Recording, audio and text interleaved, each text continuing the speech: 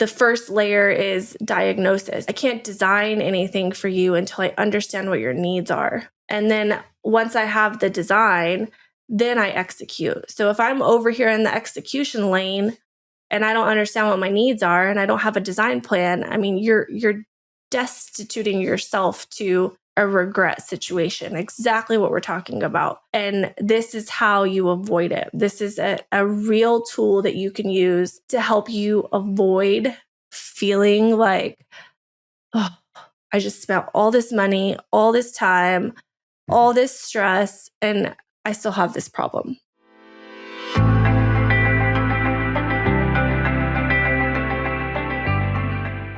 Welcome back to Return on Design. Today, we're going to be sharing with you how to actually make design decisions and avoid the regret that often comes on the backside of the whole experience of implementing interior design. So many people make decisions, and it's not that they're necessarily making the wrong decisions, but oftentimes they're making the right decisions at the wrong time, and it leads to regret. So what do I mean by that exactly? There's an order of operation, if you will. There is a process to developing a clear design initiative before you ever start implementing design. And sometimes people put the cart before the horse. Mm-hmm. So you may have found yourself, falling in love with an inspo picture, maybe from social media or some other inspirational platform. And you just dive right in. You're like, I want my room to look like this. This is the paint color I want. Ooh, that lighting fixture. I'm going to go ahead and just buy that lighting fixture right now. Love that piece of furniture, whatever the situation might be. And you've already started acquiring finished product or finished goods, and you don't even have a design plan in place yet. You haven't identified a strategy, a goal, nothing. So we're actually going to walk you through multiple examples of how this is exactly how people end up in what you would call like buyer's remorse or design regret, where you've invested time, energy, money, and you're still just not happy with your end result, your finished space, whatever the situation, and how we approach everything through our return on design methodology. And there's a strategy behind it. And there's a process that you can go through so that you can actually succeed as well. Yeah, kind of the filter that you use with the whole return on design blueprint and the process that actually encompasses. Yeah. So let's break down why this regret happens. Where are people mishapping? Like I said, you might be buying a lighting fixture before you ever have a lighting design plan. Or you might be picking out a tile before you have a plan on how you're going to put the tile, lay the tile, who's going to do it, all the details. And so that is more of a process problem than anything. You have to identify a plan. I call it a plan, but really you have to have a design, an interior design initiative, a goal established before you start making those types of moves. That's how you're going to avoid the overwhelm that comes, the decision fatigue, all the things that often leave people paralyzed. And also, it's there to help you with protecting your investment, because when you start making choices and you get ahead of yourself or you get too far down, you're looking at step 7 when you're on step 2, you can spend money where it's not necessary and actually put yourself into a position where you have to redo something, which those late changes cause extra headache, extra expense, possible delays. I mean, it creates a ripple effect. Yeah. So several things I hear is I don't know what to do. I'm afraid to make any changes, or I know I'm not happy, but I don't know where to begin. Those are some common pain points I hear often. And all of those things point to a clear distinction to me that, well, we haven't actually defined the problem. You're telling me how you feel emotionally, or, it's more of a reaction than it is an actual diagnosis. So in order to really develop a good plan, we have to diagnose what the problem is. And there's 3 main points that we're going to focus on today that you can start implementing right away to help you analyze, the space. And this is like across the board. It doesn't really matter if you're, doing one room and you're putting furniture in there, or if you're like renovating your kitchen. It's still 3 primary things that you can start focusing on today that will help train you how to think, how to evaluate and assess, and really, like I said, diagnose the situation so that you can therefore create the order and the system so you succeed and you don't have those regrets. First step is I want you to start thinking about function. So let's just walk through a scenario. Like you're in a space, let's use the kitchen as an example. What's the function of the kitchen? I mean, that can be relatively self-explanatory at first glance. The kitchen is to cook and to eat and all things related to food, but go a little further. Like, what is the function for you specifically? Do you cook a lot, or do you not cook a lot? Do you entertain a lot? What's the lifestyle Is it around your primary gathering spot? Because it does vary, and it has to become specific for you to identify that functionality piece. And I already mentioned lifestyle, but that's sort of step 2 is, the experience or the lifestyle. So hand in hand with function, what are you doing in the space and what do you want to be doing? So oftentimes you have to take yourself through the process of like, where am I? Where do I want to be? Type questions around design. Because if you're designing a space, redesigning, there's something that you're trying to achieve, and you have to be able to give more context to that. And that's the good, where am I? Where do I want to be? Questions. So in a kitchen renovation, as an example, ask yourself, like, how is my kitchen functioning right now?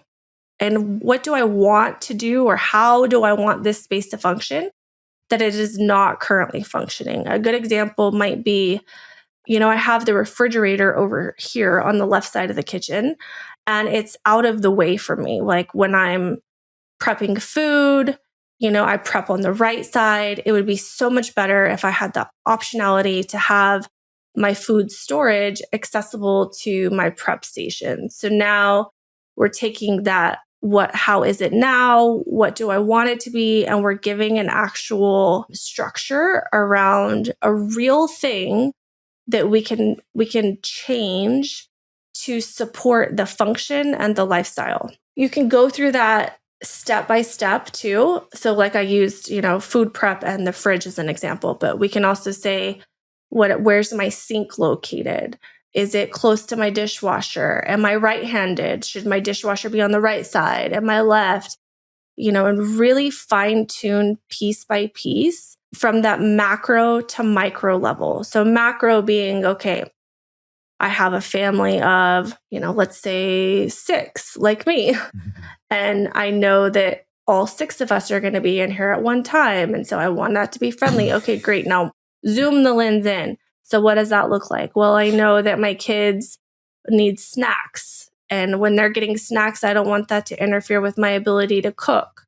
So see how we're going down a series of process-oriented questions that's helping us actually define problems or pain points that we can then develop goals around. It's a real methodical way to look at what are we actually doing and how do we actually want to be in here. And this is the same process that I take design clients through.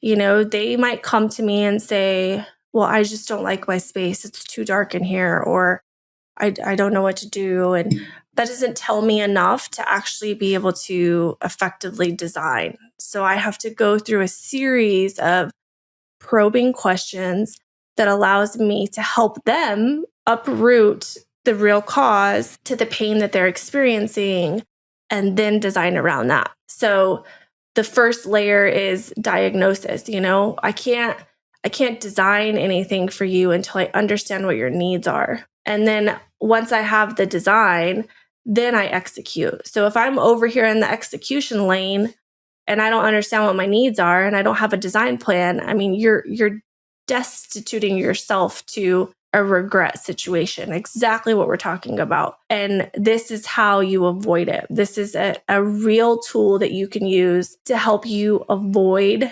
feeling like, oh, I just spent all this money, all this time, all this stress, and I still have this problem.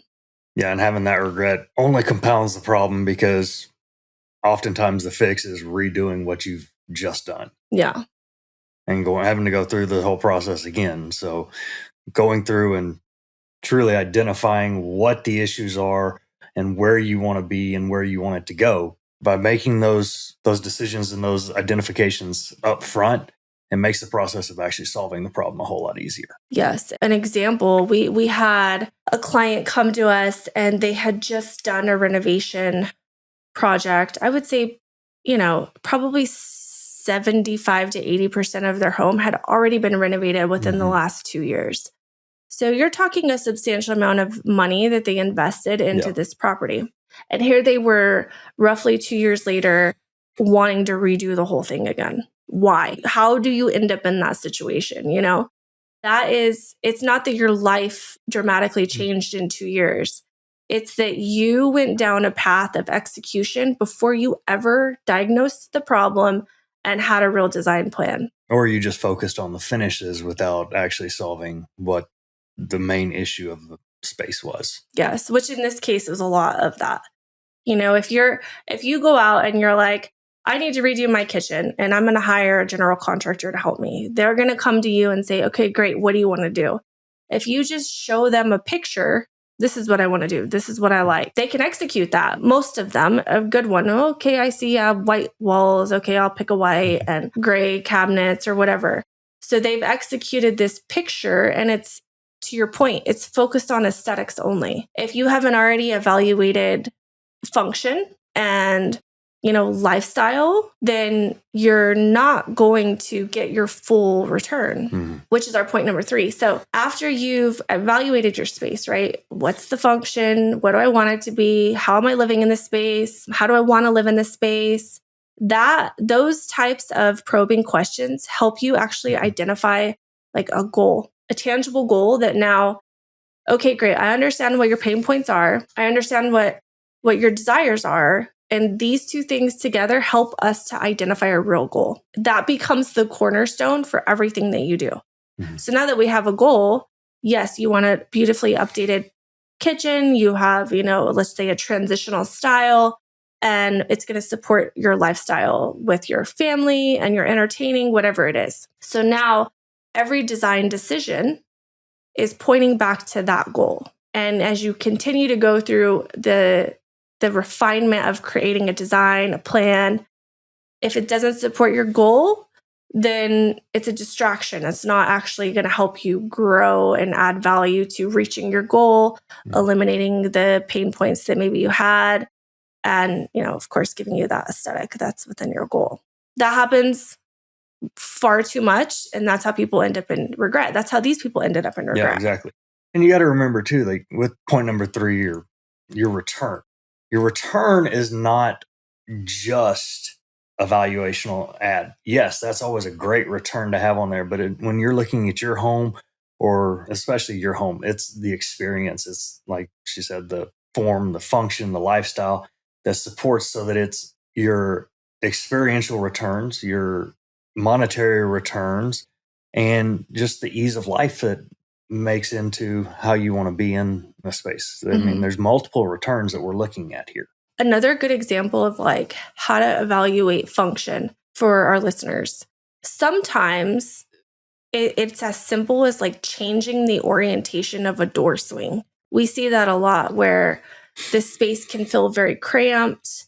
The traffic flow gets very congested. It's affecting the actual way that they experience the space, the way they're living in it, and that's a real pain point that is not in aesthetics. Like that doesn't necessarily affect your aesthetics. You can have an amazing door that when it's closed, it's beautiful, or whatever the case is. But if you get in there and you put your full family in there, you're starting to entertain, and now it's this huge traffic jam and it's just affecting everything you're doing.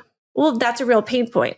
Yeah. That's a pain point that showing a contractor a picture of a finished kitchen that you want is not going to solve that pain point, which is why you go through these diagnosing levels and you're questioning to help you really identify root causes. So there's been multiple design projects where I've changed the orientation of the door and maybe it swung to the right. Well, it didn't make sense. So now I'm going to swing it to the left. Maybe it came in. Well, we're going to make it go out. You know, we've replaced swing doors with sliding doors specifically for the resolution The of functional use of space. Yes, exactly. Thank you for putting language to that. The functional use of space, maximizing the square footage, and increasing the experience, getting that return to your point. And we've even taken doors out to replace with barn door just because that sliding function, like you said, with the slider door, it changes the way that you can lay out the space, functionally use it, making life easier and resolving some of the pain point that you have in an area. Mm-hmm. So sometimes that it is a very simple fix. Yes. Or relatively simple once you identify what the problem actually is. Yes. But if you don't identify the problem and you jump ahead to the finished selections, then you are making yourself more susceptible to regret because you know, you're on step 3 when you're supposed to be back here at step 1. We haven't fully designed the space and therefore you don't need to be executing it yet. Not even designed it. You haven't even identified all your pain points yet. So just to recap, there is a process to good design and it doesn't live in isolation. Like you can actually, you know, go through this process yourself and get more clarity for yourself and set yourself up, whether you're a homeowner or an interior designer or even an investor. You know, there's a system that we use. We've built an actual framework around it. And it is to solve problems exactly like this, to help you start thinking about things with strategy in mind so that you're maximizing the return, getting that return on design that we apply to everything that we do. It's our return on design blueprint method. It takes you through this very orchestrated process of how to evaluate the space, how to diagnose it, how to really get to the root, and then establish goals around it so that you can go to the next level of designing, understanding, having clarity in the decisions you're making from a design perspective, and then entering in your execution phase with confidence. Just walking through each step and identifying what the problem is, what the goal is, so that we can invest correctly. And I don't wind up actually spending money in an area that I don't have to, protecting my investment, but yet elevating the investment so that I get maximum return out of my design. Yeah. And eliminating that buyer's remorse, that regret. And yeah, it's a win-win all around. Yeah. So if that sounds like something you're interested in, it will not disappoint. Go ahead and drop in the comments blueprint and we'll send you the link on where you can actually find that and equip yourself with a new tool in your tool belt. And make sure you like and subscribe. You're listening because we are sharing lots of content that is only going to help you succeed and grow in your own ability to get the return on design for you. Thanks for watching. Oh, no, wait. Thanks for listening today. We'll see you next time.